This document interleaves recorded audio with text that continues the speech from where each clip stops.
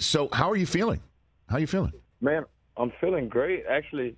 We have practicing a little bit, and it's just, it's been a different adjustment just coming back and getting back into, you could train all year long and do all those things, but, football shape is a whole other thing. So I remember, years back before anything had ever happened, that first game, that first drive, all of us are huffing and puffing, whether it's your nerves, the energy, just everything. So I'm excited about that, man, but I'm feeling good mentally, feeling very, very good, probably the best place I've been in. So I'm just excited about this opportunity. Well, I did give you credit for last year when I mentioned this is year 10. It's been 10 years since you've been 10 seasons since you've been drafted. Were you close to coming back last year? Was that close, Odell?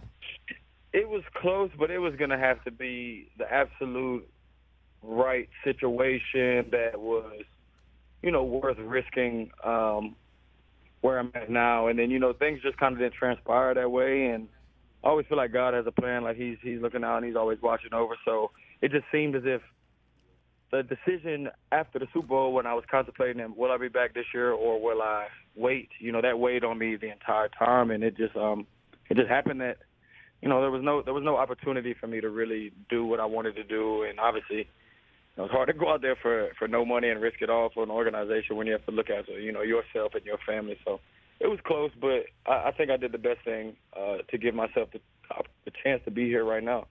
And I mean, for you to go basically on a free agency tour at the owners' meeting, I got to be honest with you, that's a baller move, Odell.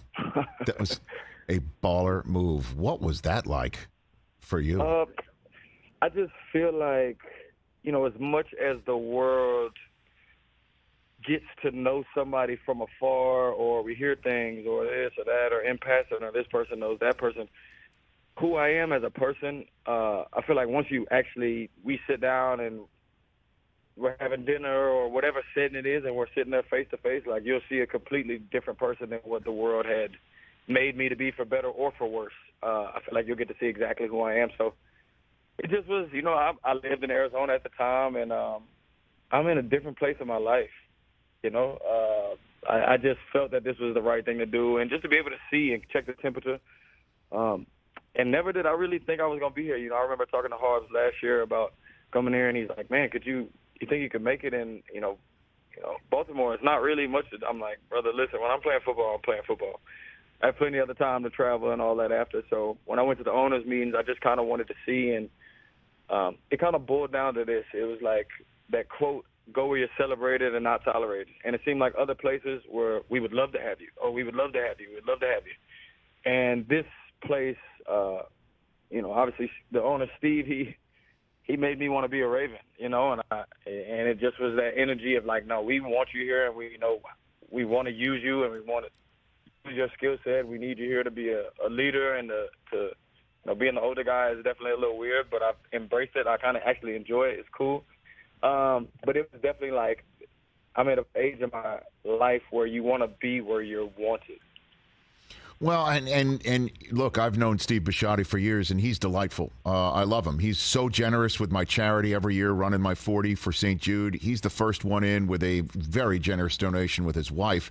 I'm a Harbaugh guy, knowing, I'm a Michigan guy. So John is another one as well. But when you sat down, the Ravens were still known in many ways, not telling any tales out of school, a place where receivers go to die. So what was your sense of that when you talked to them, Odell? It just was, Monken coming from Georgia, and I seen that he, aired it out. I know that Lamar wants to air it out, and not to say that it's going to be an air raid. It just didn't seem like that was the energy. It was that, we're going to throw the ball, and, being on the other side and, even take away the NFL, but other business opportunities, and you hear the things that they tell you, but then you get there and it's not exactly what it is. It was definitely kind of me winging it on a feeling. And I texted Harbs the other day. I was like, you run a world-class operation around here. It's been very refreshing. It's been a breath of fresh air for me. It's definitely not just going to be all run game. I'll tell you that much. I won't give away any game plans, but I'm truly excited, man. I hadn't had this feeling since early in my career with the Giants, and then Cleveland wasn't the best situation, which life is like that. Not every situation is the best for everybody. But when I went to the LA Rams and the way that McVay and Snead and the Conkeys and the way that they ran everything, especially McVay, like he made me fall in love with football game. He made me fall in love with the game. He made me want to show up every day to be a pro and to know that, you're going to be prepared. And it's kind of that similar feeling over here, the way that things are ran. You know what I mean? So it's like I'm in a different place in my life. I've been through so much that, like, I'm just very grateful to be and have another opportunity to play in the NFL. Catch the Rich Eisen Show every single day on the Roku channel, 12 to 3 Eastern, for free.